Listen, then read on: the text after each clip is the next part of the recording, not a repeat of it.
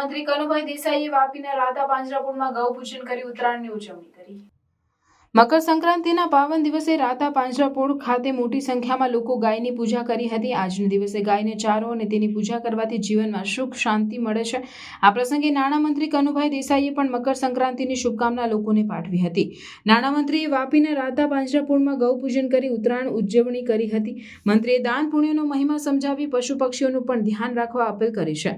વાપીના રાધા પાંજરાપોળમાં દર વર્ષે ઉત્તરાયણનો પર્વ ધામધૂમપૂર્વક ઉજવણી થાય છે। રાધા પાંજરાપોળના ટ્રસ્ટી રાજેશ હસ્તીમલ અને ઉજેશ શાહ સહિત ટ્રસ્ટના લોકો પણ મોટી સંખ્યામાં હાજર રહ્યા હતા।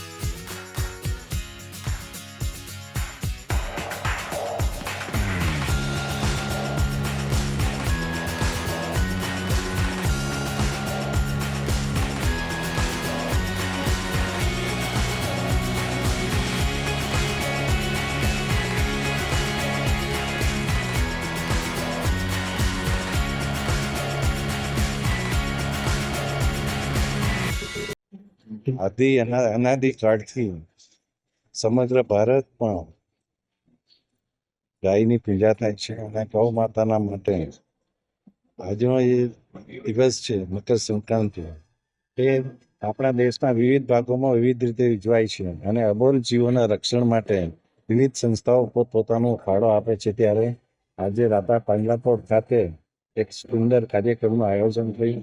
ગૌ માતાનું પૂજન કરવામાં આવ્યું અને સાથે સાથે ગૌ માતાને આહાર આપવામાં આવ્યો અને ગૌ માતાના નિભાવ માટે જે લોકો એકઠા થયા એમણે જે પ્રતિભાવ દર્શાવ્યો એ એકદમ ઉત્સાહપ્રેરક છે। અને આ રીતે ગૌ માતાનું રક્ષણ અને સાથે સાથે એના જે કંઈ પણ પેદાશો આવે એનાથી પ્રાકૃતિક ખેતી પણ થાય છે અને એ પણ એક આપણા ક્લાઇમેટ ચેન્જના જમાનામાં એક સુંદર ઉદાહરણ છે।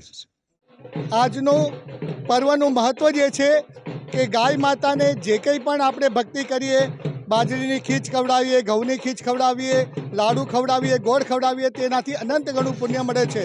આથી દરેક વ્યક્તિ પોતાની રીતે અહીં ઘૂઘરી બનાવીને લાવ્યા છે, ઘૂઘરી ખવડાવે છે, રોટલીઓ ખવડાવે છે, લાડુઓ ખવડાવે છે અને આ રીતે ખૂબ સુંદર રીતે પર્વનો મહિમા અપૂર્વ રીતે માણી રહ્યા છે।